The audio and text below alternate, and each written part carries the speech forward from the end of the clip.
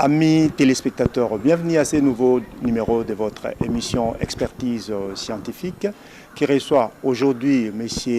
Estache Kidikwadi avec qui nous allons parler de l'écosystème et de la protection de l'environnement. Bonjour professeur.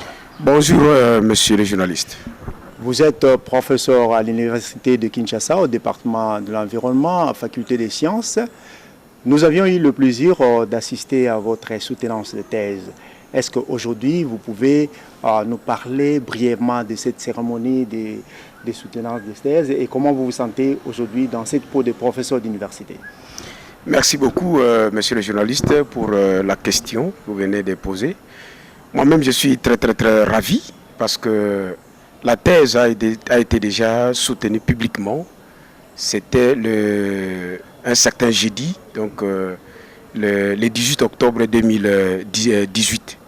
Et pour votre information, j'étais le premier récipiendaire pour l'année 2018-2019 et la thèse a été déjà soutenue publiquement. Donc je suis docteur en sciences de l'environnement. Et votre thèse était sur études écologiques et phytogéographiques des populations naturelles de Bryoria balsamifera. Professeur, pour les communs des téléspectateurs qui sont en train de regarder cette émission à cet instant-ci, qu'est-ce que nous pouvons comprendre de ces sujets études écologiques et phytogéographiques? Merci beaucoup, monsieur le journaliste, pour la question. Ce qu'on venait d'évoquer, le thème était intitulé « Études écologiques et phytogéographiques des populations naturelles de Bryoria balsamifera dans le bas guinéo-congolais ». C'est un thème purement scientifique, mais pour donner un peu des explications claires au public, avoir les explications, donc nous avons étudié une espèce que nous appelons Bryoria balsamifera. Bryoria balsamifera, c'est un nom scientifique. Le nom commercial est appelé Ntola. Le nom vernaculaire, ça dépend d'une ethnie à une autre. Dans la province du Kwilu, en Kikongo, Bryoria balsamifera est appelé Lubungu.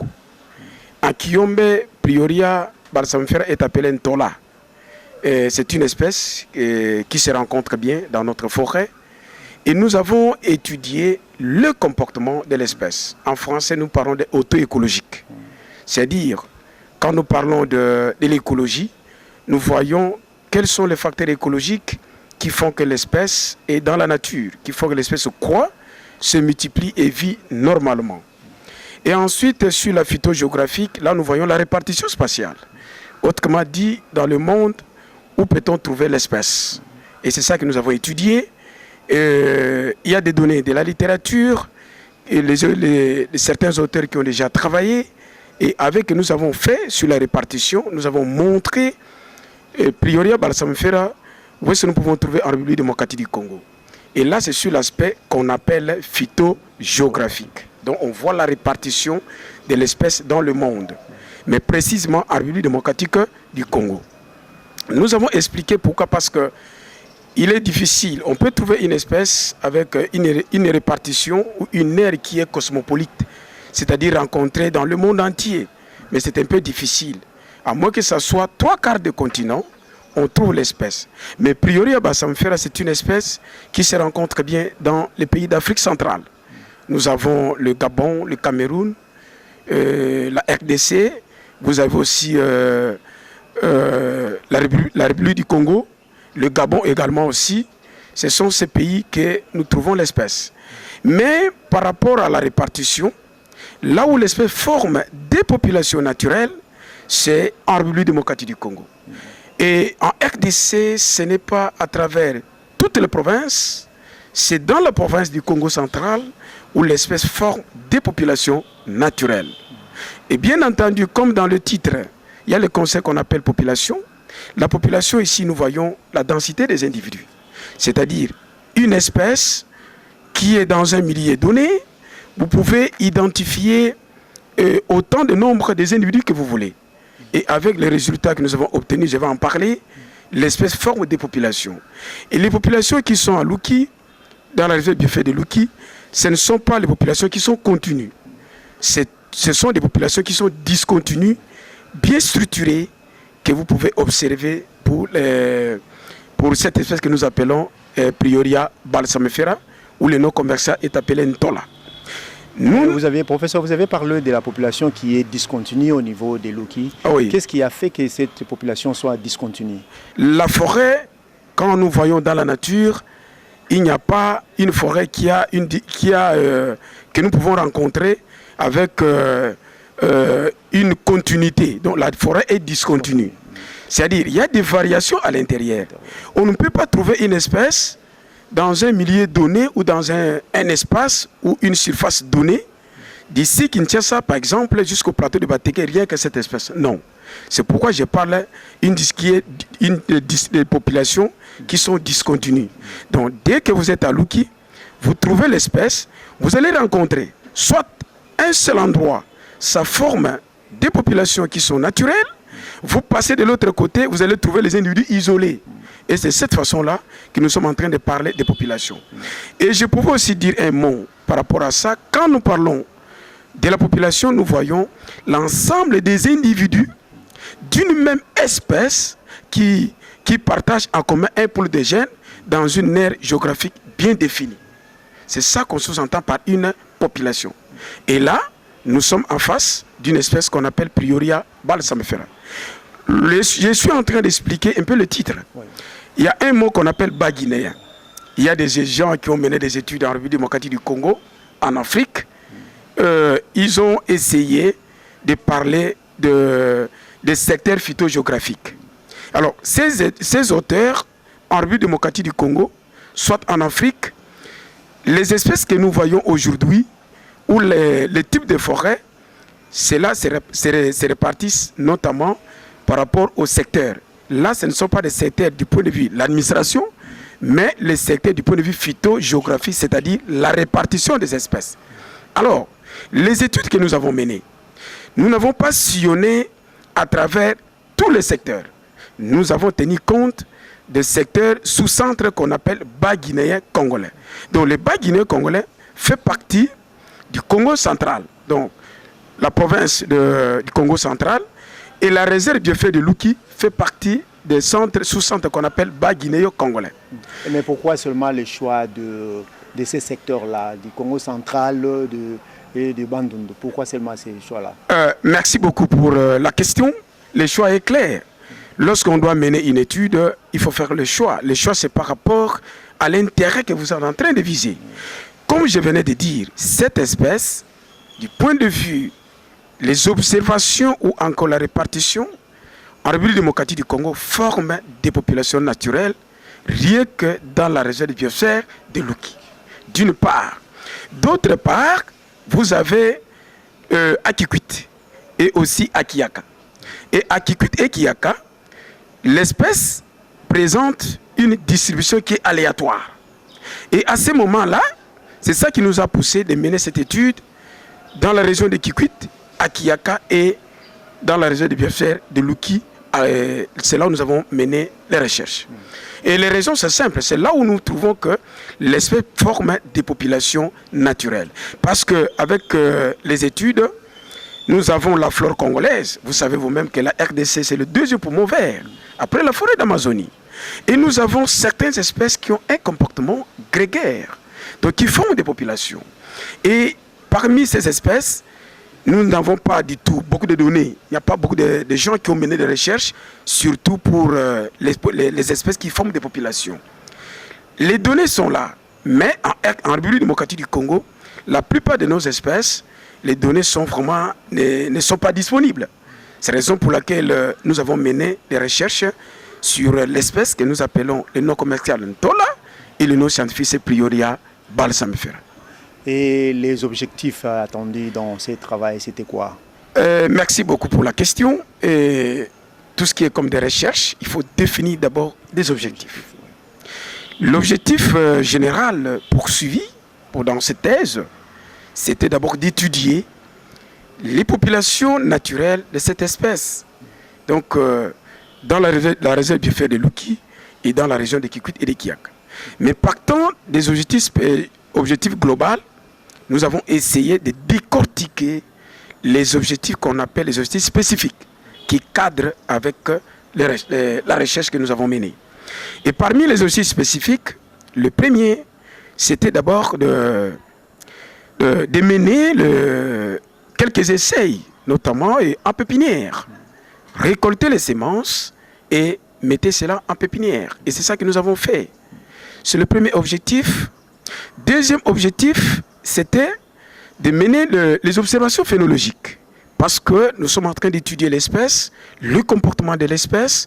Il faut mener des observations, comment les graines germent pour Bryoria balsamifera, quelle est la croissance en hauteur et en épaisseur, et aussi la transplantation.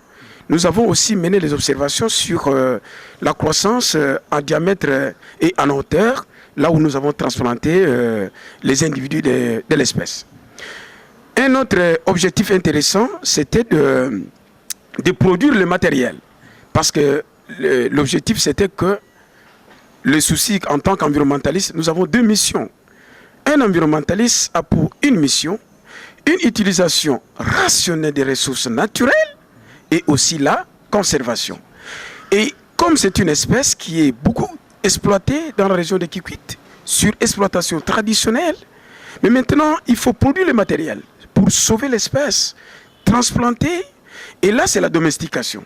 C'est ça qui était notre objectif, c'est produire le matériel pour nous servir à domestiquer, au lieu que chaque fois, on peut amener les étudiants à Luki, on peut amener les étudiants soit à Kikwit et Kiyaka, mais lorsque nous avons des matériels, ça peut nous servir à restaurer les sites qui sont dégradés. Et c'était ça notre objectif. Et l'objectif a été atteint. Merci beaucoup, monsieur le journaliste. Ce sont les résultats que nous appelons les résultats innovants et satisfaisants qui fait partie de notre travail. Je crois que comme nous sommes en discussion, il y a une partie réservée pour les résultats. C'est à ce moment-là où je vais donner les détails. Okay. Professeur, vous avez parlé de ce que vous avez mené comme recherche à Luki, à Kinshasa et dans le Congo central. Est-ce qu'il y a une différence entre le secteur là où vous êtes allé mener les recherches, ou est-ce que vous avez eu beaucoup plus de difficultés pour arriver à mieux mener votre recherche? Vous savez, dans un thème de recherche comme la thèse, ce n'est pas facile, avec des moyens de bord. Je suis allé à Luki, vous connaissez vous-même la distance entre de Kinshasa jusqu'à Luki. Il y a des moyens de transport que vous devez mener et vous devez chercher. Et aussi, je suis allé à Kikwit, il faut toujours trouver des moyens de transport. Et je suis allé en pleine cuvée centrale, congolaise, notamment dans la province de l'Équateur, au jardin botanique de Yala, pour observer aussi, récolter aussi les semences. Les difficultés ne manquent jamais, il y a des difficultés, mais sinon, une grande partie des difficultés où j'ai vu comme obstacle, c'était notamment dans la province de l'Équateur, parce que ce n'est pas facile. Il faut aller chercher un peu de moyens pour chercher l'avion de transport, aller sur les terrains, contacter des autres. Mais à Luki, il y avait des facilités, étant donné que je connais très bien le milieu. Et puis chaque fois, nous amenons les étudiants là-bas, comme c'est une réserve, vous savez vous-même, une réserve, on voit il y a 3 zones. Il y a la zone périphérique, la zone centrale et la zone tampon. Les recherches que nous avons menées, c'était dans une zone précise, c'est la zone tampon, pour les recherches. Et c'est ça que nous avons fait. Et une autre difficulté, c'est dans la région de Kikwit et Kiyaka, parce qu'il faut entrer en forêt. Vous savez, aujourd'hui, trouver des chercheurs, les spécialistes en matière de forêt, ce n'est pas facile. Parce que dans la forêt, il y a des animaux, il y a des abeilles, il y a des insectes, des fourmis. Si vous ne faites pas attention, tu peux me fuir et abandonner. Mais c'est une vocation. On ne peut pas tenir compte de toutes ces difficultés qui ne manquent jamais. L'essentiel pour nous, c'est obtenir les résultats, ce que nous avons fait. Et l'essentiel, c'était obtenir le résultat. Professeur, est-ce que vous pouvez maintenant nous parler de résultats de vos recherches? Les résultats que nous avons obtenus, je vous ai d'abord dit qu'il y a des résultats qui sont innovants, ce que nous avons obtenu. Et premièrement, notre souci, c'était de valoriser d'abord l'espèce. Vous savez, pour votre information, depuis des années, ici en République démocratique du Congo, dans notre forêt, quand vous entrez, nous avons les espèces locales. Et parmi ces espèces, il n'y a que 2 qui sont déjà domestiquées à une grande échelle que nous voyons. C'est le Dacryodes edulus, ce que nous appelons les sapho. parce que nous voyons. Il y a aussi l'Infumwa, l'Enetum africanum. Mais voilà, aujourd'hui, nous parlons d'un Ntola. Ntola, au lieu que chaque fois, laissé dans le milieu naturel, mais nous avons fait ce qu'on appelle une conservation in situ. C'est-à-dire faire déplacer l'espèce dans son milieu naturel, comme nous avons obtenu les graines, et nous avons amené les graines à Kinshasa. Et il y avait deux phases. Il y a des essais que nous avons menés en pépinière, que nous avons sémés, et d'autres c'était en culture in vitro, au Krenka ici, pour voir, obtenir le matériel utile qui peut nous servir à transplanter dans des terres qui sont dégradées. Et les résultats que nous avons obtenus, monsieur le journaliste, c'est intéressant parce que les plantules que nous avons obtenues ici, nous sommes allés transplanter ces plantules au 16e limité quartier industriel. Et vous savez, il y avait une époque où le gouverneur de la ville de Kinshasa, son Excellence, M. Landré Kimbuta, il avait lancé des campagnes, notamment de reboisement. Alors, avec l'hôtel de ville, nous sommes entrés en contact, en collaboration. Ils ont acheté des plantules, travaillé avec des scientifiques. Nous avons amené les étudiants en collaboration avec l'hôtel de ville et ils nous ont donné l'espace. Et voilà ce que nous avons transplanté. Aujourd'hui, au lieu d'aller chaque fois à Luki, là où l'espèce est dans son milieu naturel, soit à Kikwit et Kiyaka, ou en pleine cuvée centrale congolaise, l'espèce se trouve en pleine ville. Et vous savez que là où nous avons planté, c'était un site tout à fait dégradé, on jetait les déchets tout consort, mais aujourd'hui, nous avons valorisé l'espace. Voici d'abord le premier résultat que nous avons obtenu. Et ensuite, vous savez, c'est une espèce à une grande valeur économique commerciale. C'est aussi une espèce à usage médicinal. Je suis allé à Luki, à Kikwit Pitou, en pleine ville. J'ai trouvé des gens, surtout les mamans, le matin comme ça, et les mamans vendent très souvent les écorces de l'espèce. Donc ça soigne aussi certaines maladies, notamment ça lutte contre l'anémie, surtout après l'accouchement et autres. Bon, là, je ne peux pas entrer en profondeur. Je suis chercheur, ceux qui veulent d'aller en profondeur, ils peuvent venir, on peut travailler en collaboration sur cet aspect, entrer dans la biotechnologie, entrer aussi dans la biochimie, soit dans la chimie, pour voir quels sont les éléments qui sont là-dedans. Et c'est aussi, je n'ai pas mis une barrière avec mes recherches, il y a une ouverture. Ce que nous appelons les souhaits, donc les suggestions. Quelqu'un d'autre peut venir et pour mener encore des recherches, voir qu'est-ce qu'on peut trouver là, dans les décoctions des écorces de Prioria balsamifera.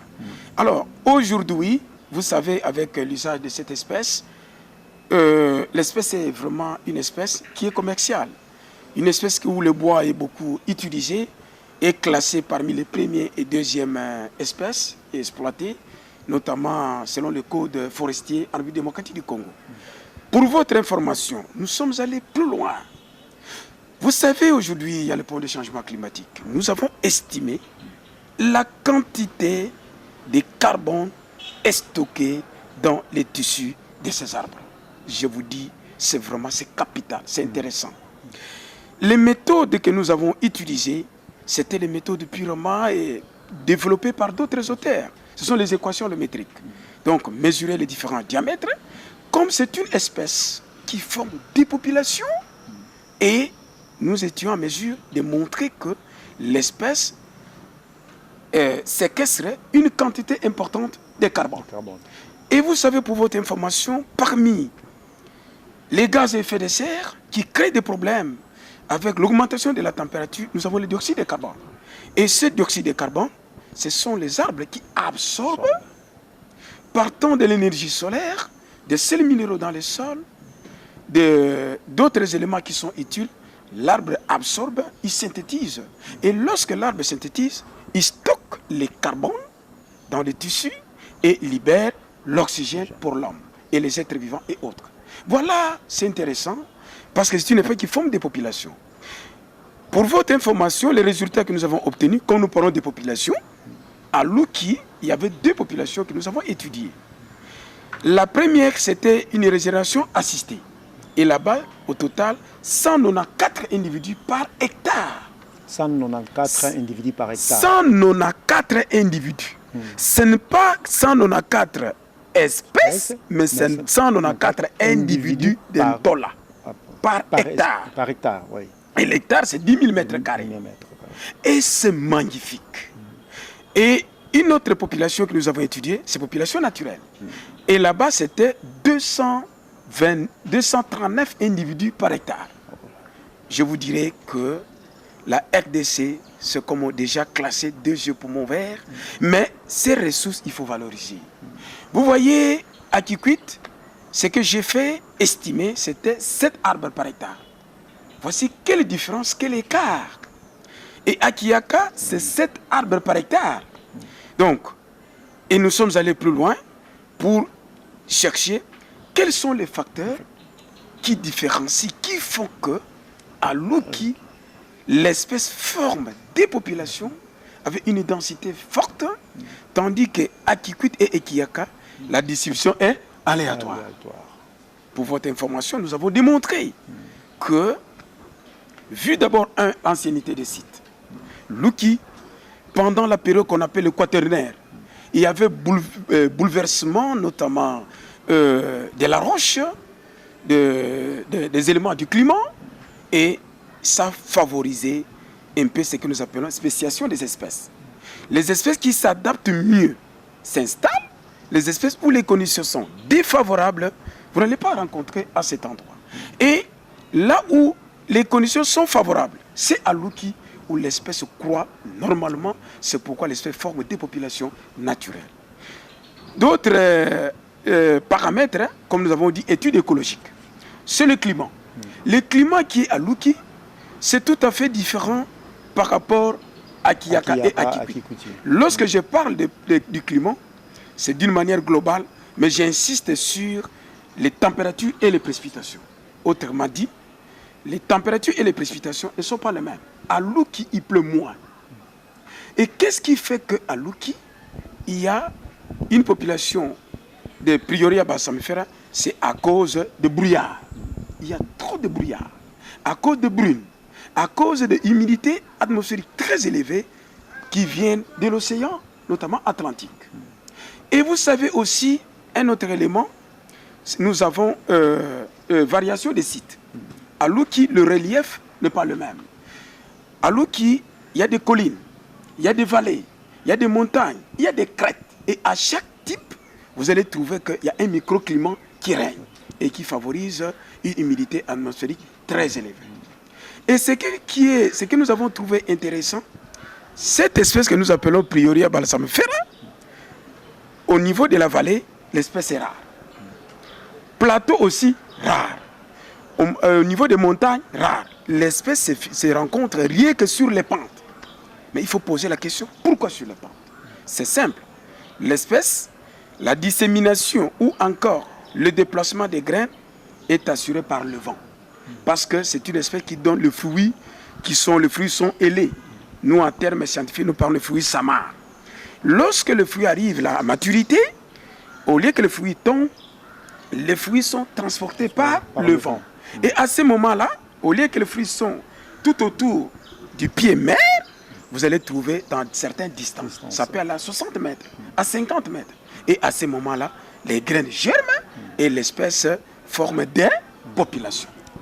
Et là, ce sont des effets purement naturels. Hein? Tout à fait, c'est naturel. Il n'y a pas ce que nous appelons pression anthropique. Oui. Il n'y a personne là-bas qui peut aller pour intervenir. Il n'y a pas la présence de l'homme. C'est tout à fait naturel. C'est un mécanisme qui est tout à fait naturel. Ouais. Je n'ai pas encore terminé, monsieur le journaliste. Vous avez parlé des populations naturelles. Hein? Oui, c'est pourquoi nous parlons des populations naturelles, à cause de ça. Ouais. Parce qu'ici, je suis en train de montrer quels sont les facteurs qui font que l'espèce forme des populations naturelles. Ouais. Donc, premier aspect, c'est ça que je suis en train d'évoquer. Nous avons d'abord c'est la morphologie. Donc, c'est les graines où la dissémination est assurée par le vent. Donc, le vent, non seulement facteur écologique ou facteur climatique, mais aussi c'est un facteur écologique qui favorise la dissémination de quoi? Des graines. Et c'est ce que nous avons fait. Un autre élément très très capital, ça vraiment, c'est ça que je suis en train de dire que les recherches que nous avons, les résultats que nous avons obtenus, il y a des aspects qu'on appelle les résultats innovants. Les aspects qui sont vraiment nouveaux. C'est quoi? À Luki, il pleut moins. Et très souvent, la germination des graines de Bryoria balsamifera, c'est précisément à la mi-saison. Donc les graines tombent au mois de janvier, ça peut commencer déjà à germer février et mi-mars ou fin mars. Pendant cette période, comme il pleut moins, lorsque les graines tombent, les graines germent facilement. Parce qu'il ne pleut pas moins. Mais dans la région de Kikwit ou de Kiaka, la germination coïncide avec le mois le plus pluvieux. Or, les graines de Bryoria balsamifera, il semble que ces graines sécrètent des substances phénoliques. Parce que si les pluies tombent et que les graines sont imbibées d'eau, à ce moment-là, les graines ont la possibilité de libérer ces substances phénoliques. Et quand ça libère, les graines ne vont plus germer. Ils vont perdre le pouvoir germinatif. C'est la raison pour laquelle les précipitations que nous avons observées à Luki, à Kikwit et Kiaka, les hauteurs sont tout à fait différentes. Donc à Luki, il pleut moins, plus ou moins de 1400 à 1500 mm la moyenne annuelle. Tandis qu'à Kiaka, plutôt à Kikwit, c'est aux environs de 1500 mm la moyenne. Et à Kiaka, là-bas encore, c'est très élevé, c'est 1700. Vous voyez que l'espèce a une tendance, en pleine cuvée centrale congolaise, c'est là où nous avons trouvé que l'espèce ne forme pas de population. Parce que c'est une espèce qui n'a pas beaucoup d'eau. Et en pleine cuvée centrale, il pleut beaucoup. Vous avez 1800 à 2000 mm la moyenne. Et voilà, à Kikwit, à Kiaka, ça diminue. À Kikwit aussi, ça diminue. Et la densité augmente en fonction des hauteurs de précipitation. Là où il pleut moins, Bryoria forme des populations tout à fait naturelles. Là où il pleut beaucoup, la distribution est aléatoire.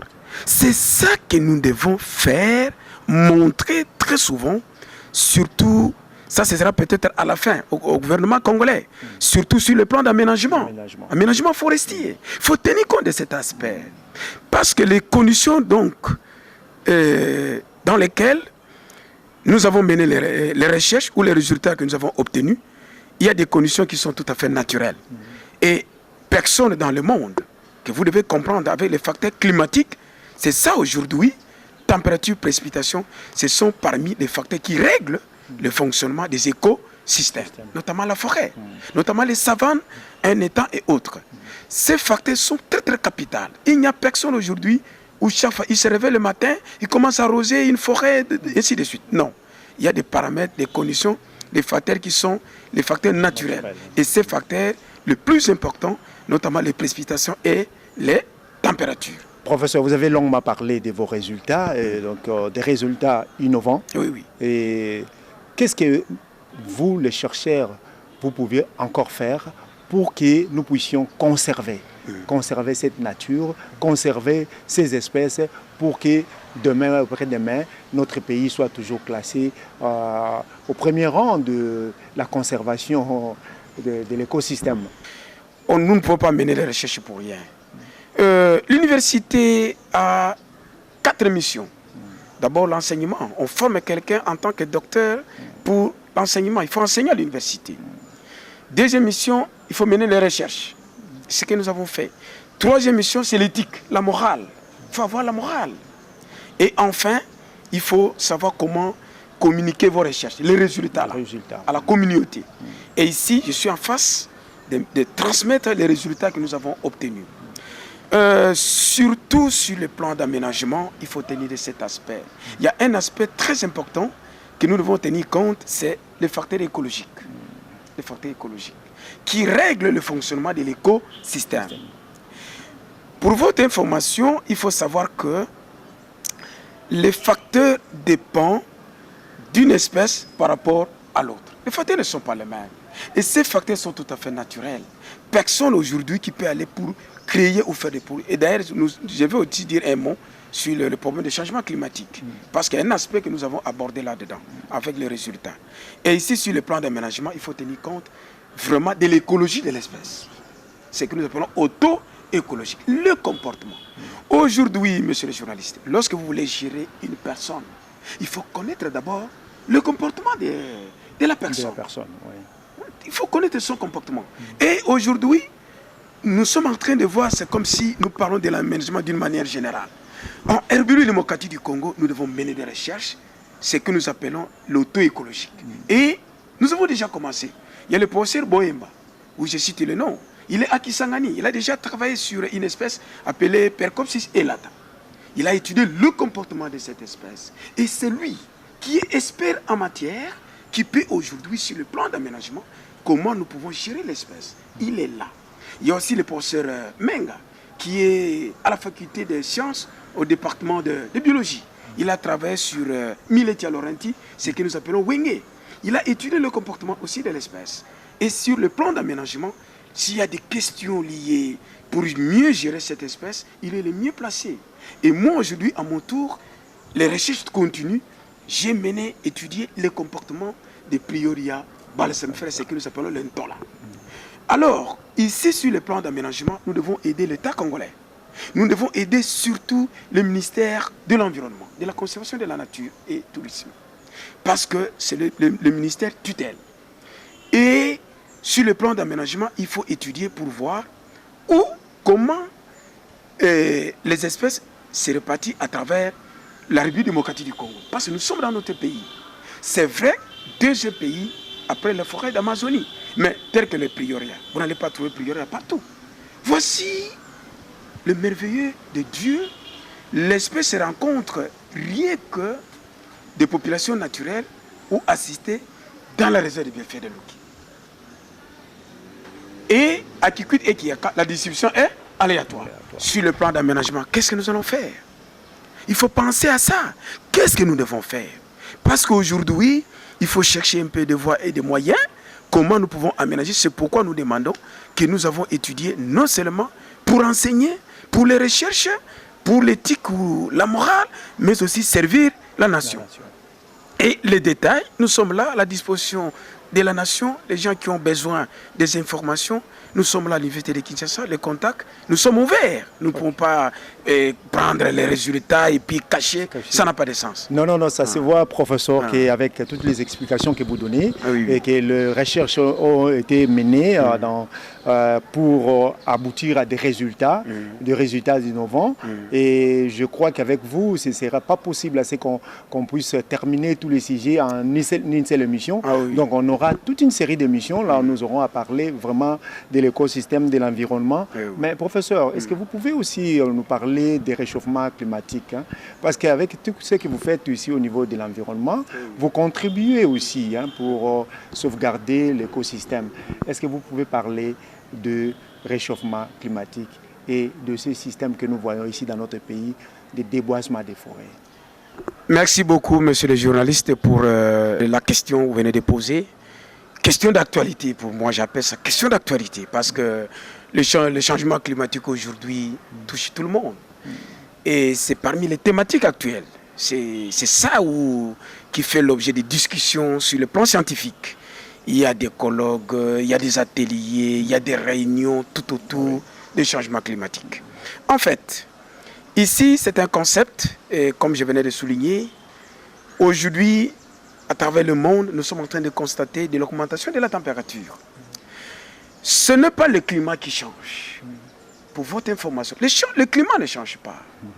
Mais ce sont les paramètres du climat qui changent. C'est ce que nous appelons les fluctuations. Vous n'allez pas voir aujourd'hui, on vous dit que le climat équatorial, ça devient le climat tropical. Non. Le climat tropical, ça change, ça devient... Non. Le climat reste le même. Mais ce qui change, ce sont les paramètres du climat. Et parmi les paramètres, les variables, il y a température, les précipitations. Qui aujourd'hui, nous sommes en train de constater variation de quoi? De la température. C'est pourquoi nous parlons de changement climatique. Alors, c'est intéressant. Aujourd'hui, nous ne pouvons pas aussi laisser comme ça. Pour votre information, il y a d'abord ce que nous appelons les processus écologiques essentiels qui entretiennent la vie, que nous devons respecter. Parmi ces processus écologiques essentiels, il y a d'abord un cycle de l'eau. Il y a aussi ce que nous appelons la photosynthèse. Il y a aussi la formation des sols. Il y a aussi les forêts. Vous devez comprendre qu'aujourd'hui, ce sont les processus écologiques essentiels qui entretiennent la vie. Alors, avec le changement climatique, aujourd'hui, nous n'avons plus une autre planète Terre de vie. Nous n'avons que seule planète de vie, c'est la planète Terre. Parce que dans la planète Terre, l'eau est là. Il y a l'air et nous avons le sol. Aujourd'hui, avec le changement climatique, il faut trouver des solutions. Et qu'est-ce qui est à la base de ce changement climatique? C'est suite à la pression de l'homme, les activités de l'homme. Lorsque Dieu a créé la nature, il n'y avait pas des industries. Il n'y avait pas de véhicules. Il n'y avait pas la déforestation, l'agriculture et autres. Mais aujourd'hui, d'abord, ce sont les activités anthropiques. Nous avons les industries. Nous avons l'agriculture surbrûlée. Nous avons le feu de brousse. Et voici la ville. Il y a des véhicules qui passent, qui libèrent une quantité importante de gaz à effet de serre. Et parmi ces gaz à effet de serre, le gaz le plus important, c'est le dioxyde de carbone. Comment ce dioxyde de carbone se forme dans l'atmosphère? Vous avez le carbone dans l'atmosphère, vous avez l'oxygène. Ils font le mariage. Et ensemble, forment ce qu'on appelle le dioxyde de carbone. Autrement dit, nous avons ce que nous appelons le gaz carbonique. Alors, et aussi, ce gaz, c'est un gaz qui est naturel. Bien que c'est naturel, mais aujourd'hui, c'est amplifié par les activités anthropiques, comme je venais de souligner. Vous savez ici, dans la ville de Kinshasa, combien de véhicules qui passent? Ils utilisent la combustion fossile, les énergies, ce que nous voyons aujourd'hui, qui libèrent. Et la quantité aussi dans la ville, combien de gens qui brûlent, combien des industries qui libèrent. Et à ce moment-là, il y a maintenant des solutions. Parmi les solutions, il y a l'atténuation et l'adaptation. Pour l'atténuation, parmi les solutions, on nous recommande de reboiser. Par du reboisement. Nous sommes obligés de faire quoi? De reboiser. C'est pourquoi dans ma thèse, j'ai essayé de valoriser cette espèce, de quantifier encore le carbone qui est stocké dans les tissus de bois. Et ça, c'est le carbone qu'on appelle carbone organique. Parce que l'arbre est encore vivant. Et nous avons estimé, avec une quantité importante, que l'arbre, comme sa forme des populations naturelles, l'arbre stocke une quantité importante de quoi? De carbone. Donc, nous avons résolu parmi les processus qu'on appelle le processus de RAID, République démocratique du Congo. Nous avons déjà emboîté des pas. Parce qu'aujourd'hui, avec le changement climatique, vous voyez la ville de Kinshasa. Il y a des quartiers où il n'y a pas aucun arbre. Et là, c'est dangereux. Parce que dans la ville, pour votre information, un arbre de grande taille peut absorber le dioxyde de carbone par heure 2,5 kg de CO2, selon les études qui ont été menées. Et à ce moment-là, il libère 1,7 kg de l'oxygène. Puisque vous parlez des arbres de grande taille, est-ce que Prioria balsamifera fait partie aussi de populations, des plantes qui peuvent avoir de grande taille, tout ça? Ah oui, bon, quand je parle des arbres de grande taille ici, scientifiquement, d'abord, il y a des termes. Nous parlons de arbres, arbustes, arbusceaux et aussi plantes. Tous les arbres sont les plantes. Toutes les plantes ne sont pas des arbres. Okay. Ça, c'est tout à fait normal. La pelouse, c'est une plante, mais n'est pas un arbre. Mais Prioria balsamifera, d'abord, c'est une espèce commerciale, intérêt économique. Donc la hauteur peut aller de 40 à 50 mètres. Donc c'est une plante de grande taille.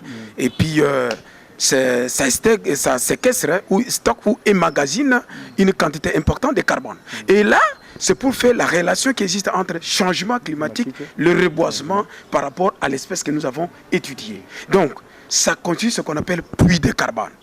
Pourquoi puits de carbone? Parce que l'espèce qui absorbe, il y a des scientifiques qui parlent de la séquestration du dioxyde. Non, la plante ne séquestre pas le dioxyde de carbone.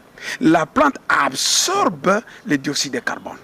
Au processus de la photosynthèse, il stocke le carbone, n'importe quelle partie de la plante. Racines, même dans le sol, tiges, fruits, feuilles, etc. Mais une grande partie, ça permet pour le fonctionnement de la plante, notamment les troncs et autres que nous voyons. Alors, et les scientifiques, il y a des gens qui disent que les arbres séquestrent le dioxyde de carbone. Non, les plantes absorbent le dioxyde de carbone. Ils stockent le carbone. Et c'est ça ce qui est important. Et alors, ce que nous avons fait, nous avons transplanté le prieuré Bassamfera au 16e limité, en collaboration avec l'hôtel de ville. C'est pour montrer que le docteur Kidikwadi, en collaboration avec d'autres, disons, les professeurs qui m'ont encadré, nous sommes ouverts. Et il y a aussi des plantations ici. Nous avons vu au niveau de l'université de Kinshasa, vous avez aussi des pépinières, non? Exactement. Il y a une pépinière ici que nous avons établie aussi, comme mon souhait. Il y a des pépinières, des prieurés Bassamfera. Mais ici, c'était un essai tout à fait expérimental. Hein. Mais je propose que ça soit une production industrielle. C'est-à-dire, là, c'est vraiment une main forte. Il faut que l'État congolais doit mettre la main. Il doit nous encourager pour aller plus loin, donner l'espace pour permettre à produire plus et essayer de restaurer les sites qui sont dégradés. Professeur, nous sommes arrivés à la fin puisque vous avez parlé de l'État congolais, parce que je sais que prochainement on aura aussi à entrer en profondeur par rapport à vos recherches et vos résultats, puisque nous n'avons pas pu tout terminer. Et le message, quel est le message que vous pouvez lancer en ce moment-ci à ceux-là qui nous dirigent, à l'université, aux étudiants et à la population congolaise en ce qui concerne la protection de la nature? Intéressant, Pitou. Ce qui est là, c'est que le message que je peux donner, je commence d'abord au public. Parce que aujourd'hui, le concept, ce que nous appelons environnement, moi je parle des sciences de l'environnement, il y a beaucoup de gens qui utilisent le concept, sciences de l'environnement, qui expliquent ça. L'environnement, si vous voulez expliquer en clair certaines explications, il faut suivre le cursus normal. Donc un domaine qui est tout à fait spécifique. Vous avez l'université formée ici, à l'université de Kinshasa, il y a des compétences aux sciences de l'environnement. L'environnement seul, ce n'est pas un domaine, mais l'environnement prend son poids grâce à l'intervention d'autres disciplines. C'est pourquoi on parle des sciences de l'environnement. Mais vous allez voir aujourd'hui quelqu'un qui n'a pas fait, même pas le G1 en environnement, ni G2, ni G3, quelqu'un en train de parler de l'environnement. Je n'en disconviens pas. Il peut parler, mais il doit faire l'emprunt. Nous avons les étudiants que nous sommes en train de former ici. Il y a des licenciés, il y a des gradués, il y a des gens qui font le troisième cycle. Mais l'État doit les utiliser. Ils ont des compétences. Ils doivent les utiliser par rapport à leur domaine. Il y a le domaine de l'assainissement ici, comment gérer peut-être les déchets. Il y a les domaines liés à la pollution sonore, par exemple. Il y a les domaines sur la biodiversité, pour l'utilisation des ressources. Donc, l'État doit utiliser tous ces gens que nous sommes en train de fournir à l'université de Kinshasa, ensemble avec nos professeurs qui sont en train de nous encadrer. L'autre message, ce que je peux donner, c'est que c'est pour l'État congolais, surtout actuellement avec le gouvernement qui est entré. Je propose vraiment, si on peut nous donner un espace ou des espaces en pleine ville de Kinshasa pour créer ce qu'on appelle le boisement urbain. Parce que jusque-là, nous n'avons pas de boisement urbain. Tout ce que vous voyez tout autour de Kinshasa, ce sont des lambeaux forestiers qui ont été transformés, ils ont construit, et ainsi de suite. Alors, il fait tellement chaud actuellement. Donc, on doit nous donner l'espace.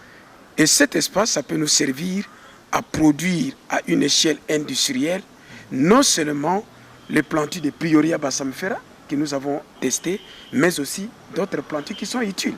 Et là, c'est l'État qui peut nous donner cet espace. Et ça serait intéressant de nous encourager par rapport à tout ce que nous sommes en train de mener comme recherche. Merci, professeur, de votre prestation brillante dans l'émission. Et les étudiants qui ont assisté à votre thèse, ils avaient raison de pouvoir beaucoup plus applaudir après votre prestation au niveau de cette soutenance.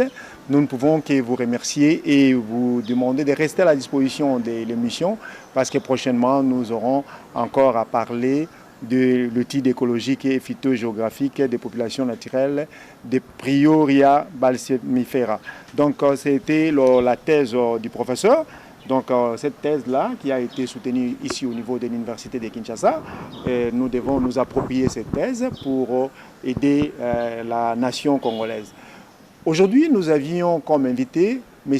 Estache Kidikwadi Tango, professeur à l'Université de Kinshasa, au département d'environnement et faculté de sciences. Nous sommes arrivés à la fin.